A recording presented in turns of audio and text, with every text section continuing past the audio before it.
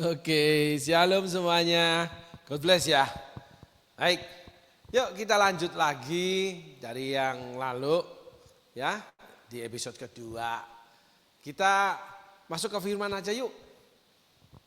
Kemarin kita belajar tentang matahari wajah Tuhan. Lalu kita belajar tentang air kehidupan Tuhan.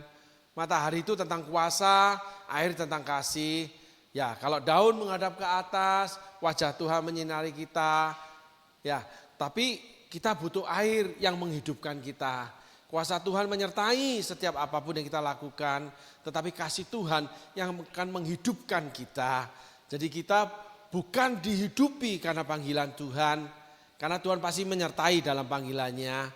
Tetapi kita menghidupi panggilan Tuhan karena kita mengasihi Tuhan dan mengasihi sesama. Itu ya saudaraku. Nah, kita masuk ke ayat 2. Kemarin kita bahas sebagai taruk ia tumbuh di hadapan Tuhan dan sebagai tunas dari tanah kering. Ia tidak tampan dan semaraknya pun tidak ada. Sehingga kita memandang dia dan rupa pun tidak. Sehingga kita menginginkannya. Ayat ini menceritakan tentang bagaimana di ayat pertama saudaraku. Ayat pertama dibuka dengan siapa yang percaya terhadap berita yang kita dengar. Orang-orang yang dipanggil khusus, orang-orang yang diberikan kemampuan khusus, seringkali tidak dipercaya karena memang karakternya, saudaraku. Karakternya tidak seperti orang rata-rata.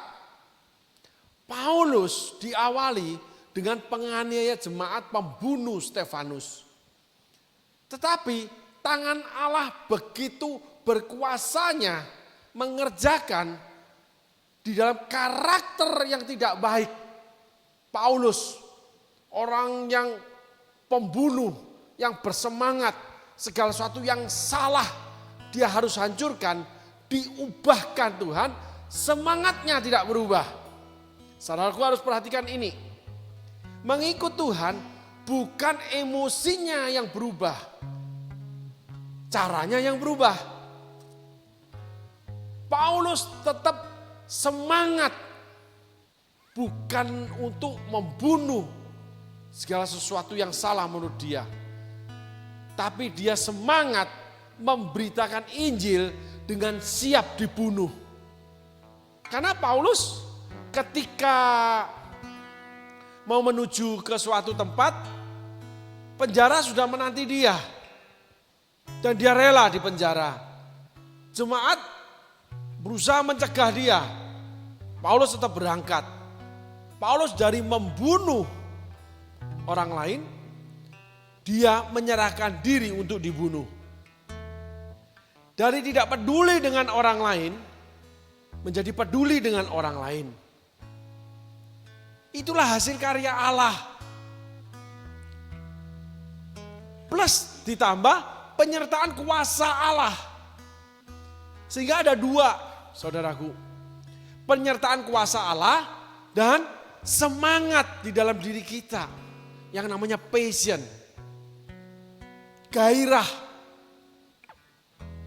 Gairah untuk melayani, gairah untuk menolong, gairah untuk gairah. Gairah itu segala sesuatu yang menggebu-gebu, yang mendorong kita melakukannya dan harus melakukannya. Dan setelah melakukannya puas. Itu gairah. Bukan hanya seks, saudaraku. Ada orang bergairah berolahraga, setelah berolahraga dia puas. Ada orang bergairah untuk yang namanya membentuk rumah tangga, setelah dia berumah tangga dia puas. Gairah, saudaraku. Setiap orang punya gairah. Setiap tanaman itu punya nafsu hidup. Setiap manusia punya kemampuan untuk mempertahankan hidup. Setiap manusia punya kemampuan memperoleh kehidupan. Karena dia punya gairah. Tanaman aja punya gairah hidup, tapi tidak mampu untuk mencarinya, memperolehnya sendiri. Manusia mampu mengadakan untuk dirinya. Makhluk makhluk yang lain hidup berdasarkan yang namanya insting. Insting kawin, insting makan. Apapun siapapun ya dikawinin, apapun ya dimakan, yang penting bisa dimakan, bisa dikawin. Contoh harimau. Tapi manusia tidak. Manusia punya insting plus menyalurkan instingnya. Menyalurkan keinginan dia. Itu perbedaan manusia. Dasar dari segala satunya, manusia itu punya namanya kekuatan. Tetapi kekuatan itu untuk dipakai, disalurkan kemana? Enggak ada rambunya, enggak ada petunjuknya. Tujuannya seperti orang lain. Kalau ingin menjadi super kaya karena punya idola super kaya. Kalau ingin menjadi orang terhormat pasti punya idola orang terhormat. Ada panutan. Nah, kalau mengenal Tuhan, idolanya itu berubah enggak? Panutannya berubah enggak? Keinginannya, passionnya berubah enggak? Gairahnya berubah enggak? Ya itu pertanyaannya saudaraku. Paulus awalnya itu karakternya seorang pembunuh. Musa karakternya seorang pembunuh. Daud karakternya humble. Tapi menjadi pembunuh. Apa yang membedakan saudaraku? Yesus dari seseorang yang semarak, yang diikutin orang sampai ribuan, sampai diterima sebuah kota, akhirnya tidak semarak. Disalibkan, dihina, diludahin, dipukul, ditinggalkan. Daud, anak yang diakui ayah, anak yang dari dosa dikandung ibunya, ditulis di Alkitab saudaraku. Anak yang dibully kakak-kakaknya, anak yang gak diberi kesempatan papanya, anak yang dilupakan oleh ayahnya. Nabi Samuel mengurapi kakak-kakak Daud, dipanggil Allah untuk mengurapi anaknya Isai. Ternyata gak ada yang bisa diurapi, Allah tolak semua. Baru Isai teringat ketika ditanya Nabi Samuel, inikah anakmu semua? Oh masih ada satu lagi, dia di ladang mengembalakan 1-2 ekor domba. Singkat cerita Daud menjadi sukses. Orang yang tidak ada semaraknya. Dilecehkan, direndahkan, dilupakan. Anak yang tertolak. Pada suatu hari Allah membuat dia sukses menjadi seorang raja.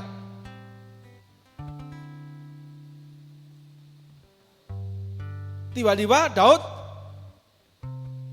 jalan-jalan di atas sotoh. Tidur siang. Selama 13 tahun, tidur di hutan, tidur di gua, tidur pinggiran sungai, lari dikejar oleh Saul. Setiap saat nyawaku di bibir maut, tapi Allah penolongku. Selama 13 tahun, Daud itu selalu menghadapkan wajahnya kepada wajah Allah. Hatinya selalu mengasihi, dia gak mau pemingin membunuh namanya Saul. Daud menerima semua yang namanya saudara-saudara dia, orang-orang yang bermasalah karena dikejar-kejar hutang, gua Adulam. Tapi setelah Daud berhasil menjadi kaya, dia jalan-jalan di atas soto istana. Dia membunuh Uria. Kenapa jalan-jalan di atas soto? Pada waktu musim raja-raja pergi berperang, Daud tidak pergi berperang. Pada waktu dikejar-kejar Saul, dia tulis, Tuhan Allah melatih tanganku untuk menarik busur. Belajar perang. Terus belajar. Ketika udah berhasil enggak? Dari semarak berubah jadi buruk.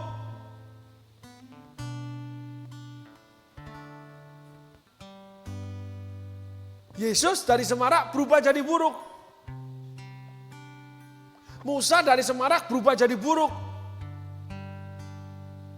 Saul semarak berubah jadi buruk. Yudas semarak jadi berubah jadi buruk. Tetapi perubahannya kemana? Semakin dipakai Tuhan, semakin susah ditemui. Semakin kaya, semakin sulit dimintain tolong. Apalagi untuk pelayanan. Semakin sulit diajak bicara. Semakin sedikit komunikasinya.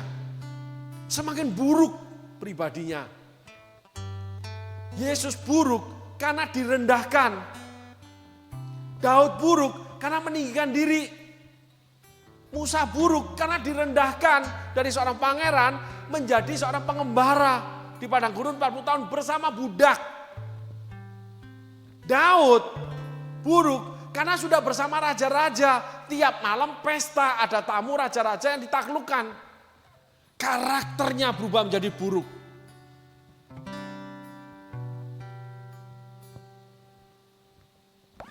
Dan dihukum Tuhan. Musa semakin mendapat perkenan karena hidupnya menurun jadi buruk. Yesus tiba-tiba anjlok jadi buruk. Karena setiap penolakan, ketidakpercayaan, setiap kali direndahkan, Tuhan akan tinggikan. Setiap kali kita meninggikan diri karena keberhasilan, kita akan direndahkan. Alkitab mencatat itu, saudaraku. Sehingga apapun keberhasilan, semestinya kita semakin menancapkan diri, semakin merendahkan diri seperti akar, semakin mencari air murni, semakin rendah hati. Yang membuat daun-daun, yaitu kehidupan kita, semakin menyala-nyala kepada Tuhan. Doa makin banyak, pelayanan makin tajam. Tetapi dipakai untuk merendahkan diri. Jangan menggarami lautan. Kalau kamu memberi kepada orang yang dapat membalas kepadamu, apa upahmu? Kalau ngajak makan, memberi hadiah yang bagus, yang baik, yang mahal kepada orang kaya, apa upahmu? Tapi kalau kamu memberi kepada orang tidak dapat membalas kepadamu, memberi jalan, memberi kehidupan, memberi segala sesuatu tentang orang itu membutuhkan, Bapakmu di surga akan balaskan. Sehingga pada yang lalu saya melihat ada seseorang, ada sebuah kelompok. Bahkan ini banyak di mana-mana. Di dalam komunitas rohani. Bahkan di dalam rumah Tuhan. Setiap kali kalau ngobrol yang kaya dengan yang kaya, yang miskin dengan yang miskin. Yang kaya dengan yang miskin cuma sebentar. Itu yang hebat-hebat pemakaian Tuhan ketemunya dengan yang hebat-hebat. Para tua-tua, para pemimpin. Sedangkan orang yang membutuhkan Tuhan itu di ujung sana duduknya. Saya mengalami itu, saudaraku. Ada rasa minder, sehingga selalu duduk di ujung. Pada awal mengenal Tuhan. Lalu ikut pelayanan, datang tidak diundang, pulang pun tidak diketahui. Gak ada yang peduli. Kalau pergi pelayanan selalu duduk paling ujung. Bagiannya mengganti ban, mendorong mobil. Yang hebat dipakai Tuhan, diberikan tempat VIP, saudaraku. It's okay, gak apa-apa. Seperti Sakius, pemungut cukai. Dia memberikan tempat buat Yesus, tetapi Sakius memberikan sebagian hartanya kepada orang miskin. Hasilnya apa? Dari segala sesuatu yang kita ditinggikan. Kalau di atas tanah akan menjadi kering pada suatu hari nanti. Tidak ada perubahan hal yang baik, termasuk dalam kehidupan. Bukannya semakin menjadi besar pelayanan. Pribadinya ya semakin jadi besar. Sebagai contoh, Ada beberapa hal di mana dibangunlah sebuah rumah Tuhan yang nilainya ajubilah. Akhirnya juga berantakan kok. Dari pelayanan menjangkau segala sosial, akhirnya juga berantakan. Kalau seandainya dana itu dibagikan kepada rumah-rumah Tuhan yang membutuhkan dana pembangunan di tempat-tempat tersembunyi, yang masih sulit, itu sangat menjangkau ribuan jiwa-jiwa. Misalnya aja saudaraku, mimpi aja. Cukuplah dengan yang begini. Terus hubungannya, kehidupannya, ini cuma sebuah pelajaran aja saudaraku.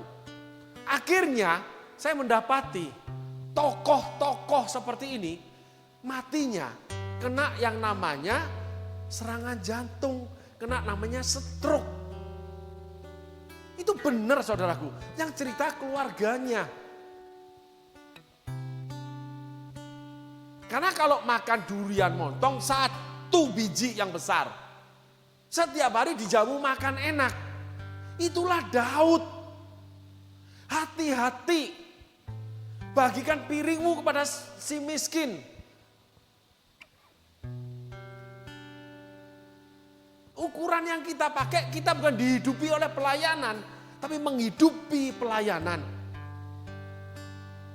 Boleh menikmati itu, tetapi harus ada takarannya.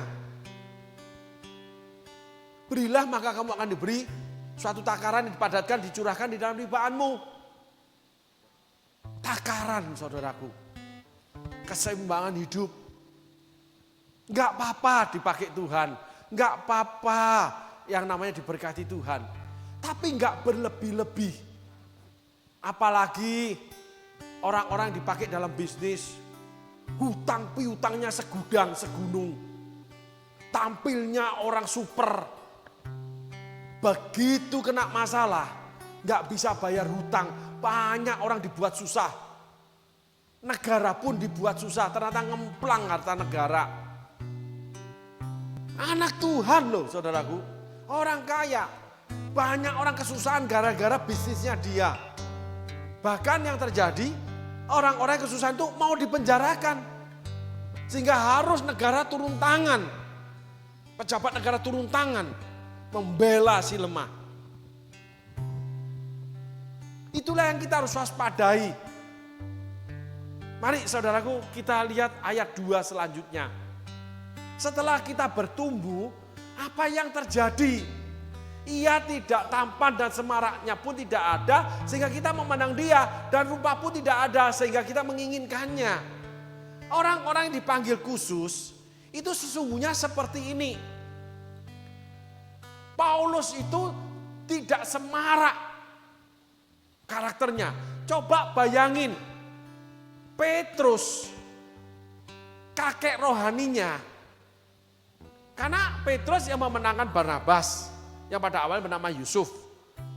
Lalu Barnabas membawa Paulus untuk pelayanan. Petrus datang ke pelayanan Paulus di Galatia. Petrus dikatakan munafik kamu ketika mereka berselisih. Karakternya enggak semarak. Tapi buah pelayanan dia, belasan kitab Injil ditulis oleh tulisan tangannya. Kenapa? Karena Paulus membela orang-orang yang dihindari oleh Petrus, yang tidak sesuai dengan Injil. Paulus membela yang lemah. Sehingga Tuhan mempercayakan pekerjaan demikian besar, berita Injil kepada di luar Yahudi. Dan kitab Paulus, tata laksana gereja pada sekarang, fondasi, rumah Allah dan sebagainya. Petrus ketika duduk makan bersama-sama murid-murid Paulus, yang dimenangkan oleh Paulus, yang bukan Yahudi. Petrus datang makan bersama. Tapi ketika Yakobus dengan saudara-saudaranya datang, Petrus menghindar. Karena budaya, bukan firman Allah, budaya Yahudi tidak memperbolehkan orang Yahudi duduk makan bersama di luar Yahudi. Keangkuhan Yahudi. Paulus dulu anti dengan namanya pengikut Kristus. Dia Yahudi tulen. Tetapi setelah mengikut Kristus, dia berbalik. Karakternya tetap sama, keras, tidak semarak. Tetapi itulah kebenaran. Orang-orang pilihan Allah yang dipanggil khusus oleh Allah khususnya. Itu sesungguhnya harusnya yang diberikan privilege khusus. Mendapat hak yang khusus seperti Yusuf, seperti siapapun yang hebat-hebat. Memiliki hati seperti Paulus. Karakter membela yang kecil, yang lemah. Takaran yang dipakai itu selalu menuju yang di bawah. Enggak yang di atas. Jadi ketika kita diberkati, kita dipakai, kita ingat orang yang kurang, yang belum dipakai. Sehingga Paulus menjadi mentoring. Petrus tidak melahirkan anak rohani. Petrus tidak mementoring. Paulus melahirkan betapa banyaknya anak-anak rohani yang bisa disebut tertulis jelas-jelas Timotius, Titus, dan sebagainya. Termasuk Aquila, Priscilla. Walaupun karakternya tidak semarak, tetapi dia melakukan kasih. Tidak semua tanaman itu bagus. Tapi semua tanaman membutuhkan air.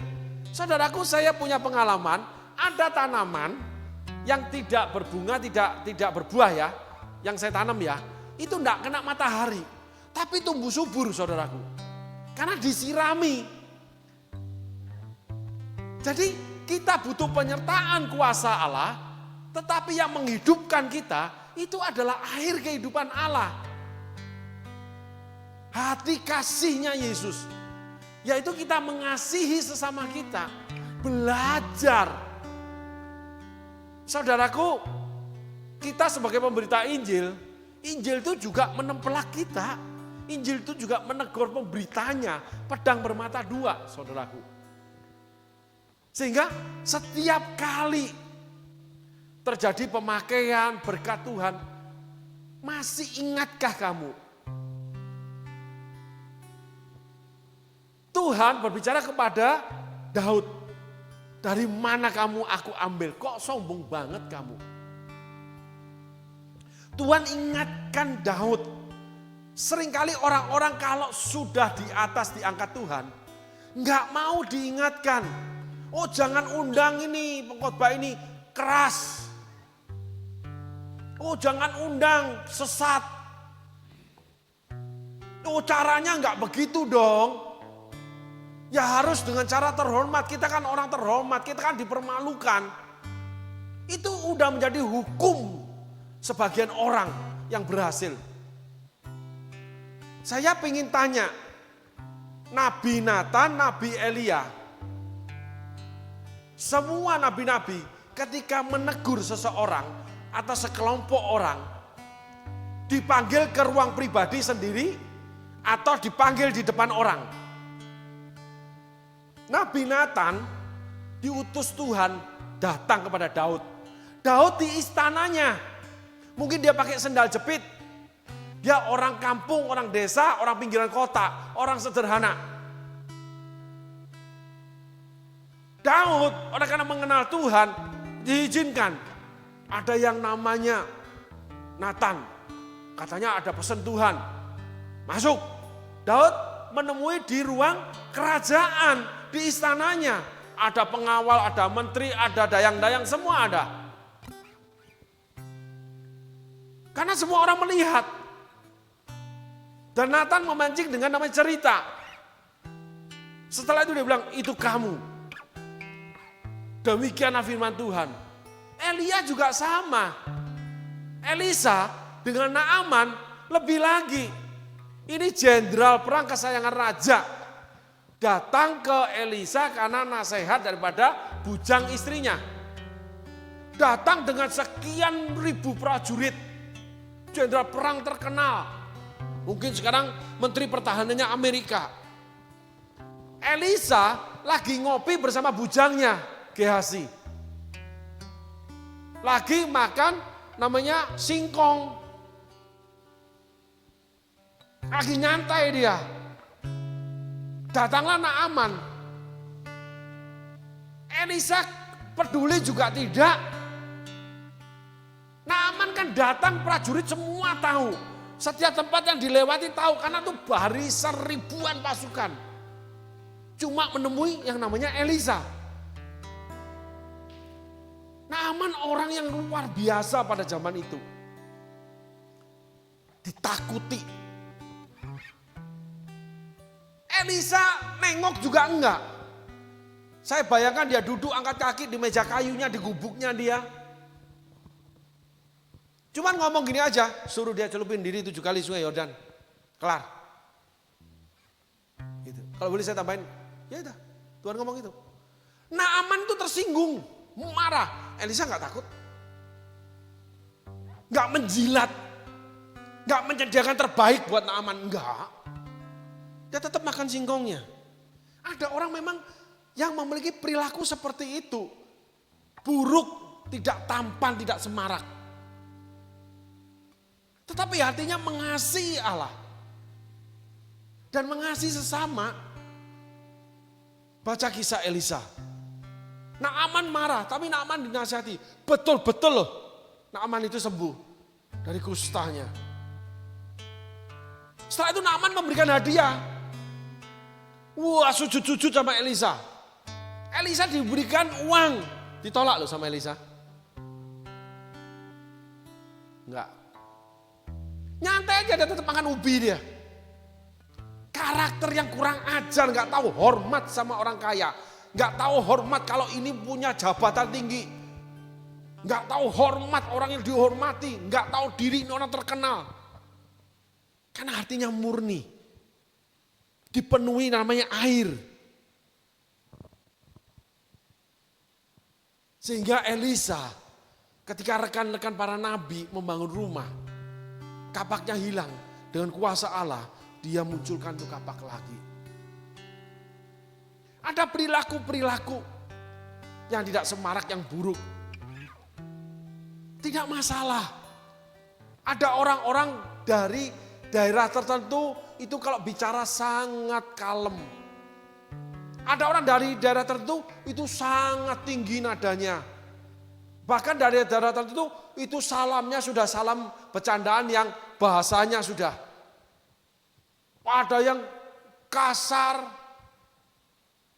Tapi hatinya dipenuhi kasih. Ada orang dipakai luar biasa. Tetapi membunuh panglima yang setia, Uria. Sehingga hari ini kita belajar.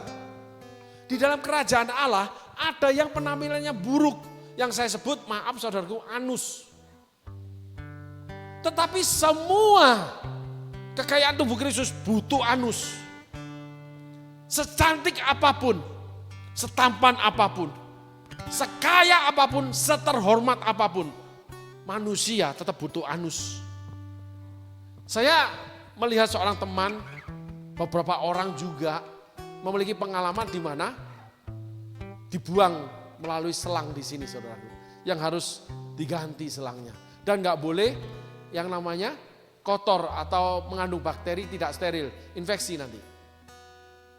Menyusahkan sekali. Coba saudaraku, maaf saudara, ini kebenaran ya yang saya ingin jujur sampaikan. Ada bagian di belahan bumi yang sana, yang saya tahu nih, toilet mereka tidak ada airnya. Mereka cuma pakai alat pembersih yang namanya tisu. Itu bakteri semua. Tapi enggak infeksi itu. Yang dari Allah murni, itu steril saudaraku. Tapi memang seringkali buruk rupa. Karena Yesus dibuat buruk rupa. Tapi di dalamnya, dari bangkai keluarlah madu. Paulus tetap kasar. Memanggil Petrus munafik, kurang ajar. Tetapi ditulis di Alkitab menjadikan kebenaran. Karena hatinya mengasihi Allah dan mengasihi sesama, yaitu murid-murid dia. Paulus sungguh-sungguh menghidupi pelayanannya, bukan dihidupi pelayanannya. Lah, inilah yang dikehendaki Allah. Sehingga kekristenan, pelayanan bukan berpura-pura tampan atau cantik atau semarak. Sehingga ada anak-anak Tuhan harus beli mobil mahal supaya dikatakan eksis, mampu, udah kaya. Harus memakai perhiasan yang mahal supaya dipercaya. Mengundang makan di tempat-tempat mahal supaya mendapatkan tempat terhormat. Sedangkan di dalam hidup dia terhadap orang-orang yang tidak seperti dia tinggalkan kok. Dia tidak peduli kok. Dia lemparkan roti seperti kepada anjing. Maaf saudaraku, itu tertulis Alkitab ya. Saya tidak bicarakan anjing, orang itu enggak. Remah untuk anjing, roti untuk anak. Enggak apa-apa Tuhan kalau aku anjing. Banyak orang oleh karena terpaksa menerima penghinaan dari orang-orang yang mampu. Tetapi mata Allah menjelajah seluruh isi bumi. Untuk mencari orang bersungguh hati kepada dia untuk melimpahkan kekuatannya. Dan akhirnya Allah mengutus Nabi Nathan memberikan hukuman terhadap Daud. Allah mengutus malaikatnya memberi kekuatan terhadap Yesus. Saul menemukan jenayang, mati tragis bunuh diri. Daud sakit sampai mati karena kesombongan. Setiap orang punya kemampuan, punya kekuatan, punya gairah. Tetapi akhirnya harus semakin ke bawah. Sampai menemukan mata air yang hidup. Yaitu sungainya Allah. Oh sungai dari Allah penuhiku. Oh sungai dari Allah. Itu tercatat di Alkitab, saudaraku. Sehingga perubahan tidak semarak, tidak tampan, itu seperti Yesaya 53 itu menggambarkan tentang Yesus. Yang karena untuk orang lain, Yesus dikorbankan, Daud mengorbankan. Saul mengambil keuntungan, Yudas mengambil cuan, Musa dikorbankan sampai gak menerima tanah perjanjian. Semuanya buruk akhirnya. Tapi buruk yang berkenan kepada surga atau buruk yang tidak berkenan terhadap surga. Tolong ditampilkan ayat 2-nya. Sebagai taruk ia tumbuh di hadapan Tuhan dan sebagai tunas dari tanah kering. Ia tidak tampan dan semaraknya pun tidak ada. Sehingga kita memandang dia dan rupa pun tidak. Sehingga kita menginginkannya. Saudaraku harus pahami ini.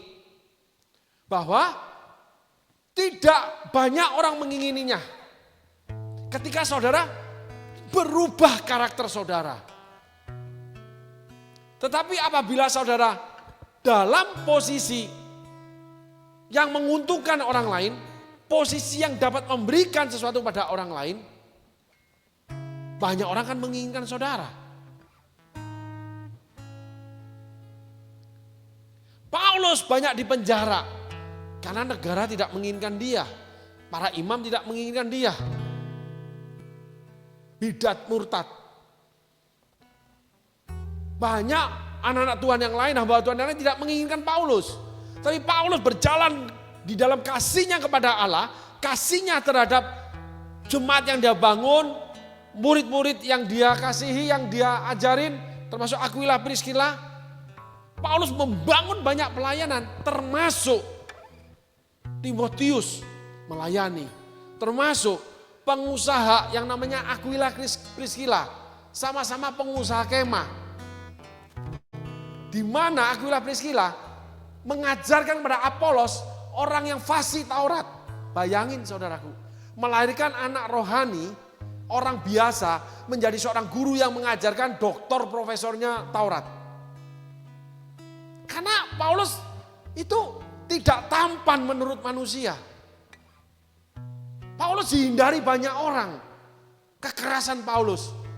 Tetapi mengalirnya kemana? Allah akan menilainya. Nah, di sini perbedaannya saudaraku. Jadi keberhasilan tidak menyatakan perkenan Allah.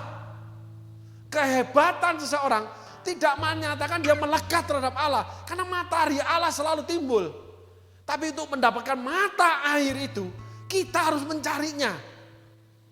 Hati yang melekat, hati yang menyembah padamu Yesusku, kekasih hatiku. Semakin tinggi semakin melayani. Semakin tinggi semakin rendah hati, mau ditegur, dikoreksi.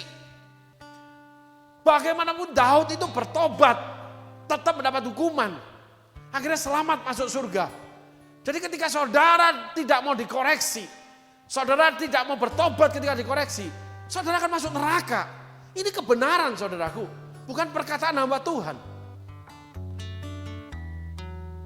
Paulus tetap punya karakter yang buruk. Dihindari banyak orang tidak menginginkan dia. Tapi dia menghasilkan sesuatu buat kerajaan Allah dan buat sesama. Keselamatan dia beritakan, banyak orang melayani Tuhan.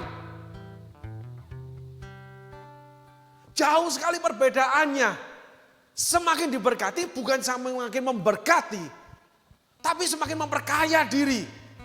Semakin diberkati bukannya mempercantik namanya pelayanan Tuhan, tapi makin mempercantik hidup sendiri. Sehingga melahirkan karakter yang buruk saudaraku. Tetapi mengalirnya untuk hal-hal yang diri sendiri, bukan kerajaan Allah. Amin saudaraku. Hari ini kita belajar. Di dalam pertumbuhan, ketika Tuhan panggil setiap orang percaya, khususnya untuk orang dipanggil khusus, itu hal-hal ada yang namanya buruk tidak tampan. Ada hal-hal di mana banyak orang menghindari. Tetapi akhirnya penilaian takarannya yang diukur Tuhan, mengalirnya kemana? Mengalir pada keserakahan seperti Daud, arogan, gak bisa dihalangi keinginannya. Istri panglimanya juga diajak berzina. Mengalir seperti Saul yang gak mau digoyang pemerintahan yang Tuhan berikan sebagai raja. Atau seperti Musa yang dicopotin kemegahan Mesirnya untuk menjadi hidup bersama budak. Atau seperti Yesus yang sedang di puncak karirnya, pelayanannya. Menanggalkan semuanya, mati di atas kayu salib. Pilihan ada di tangan saudara dan saya. Amin saudaraku, Tuhan Yesus berkati. Terima kasih.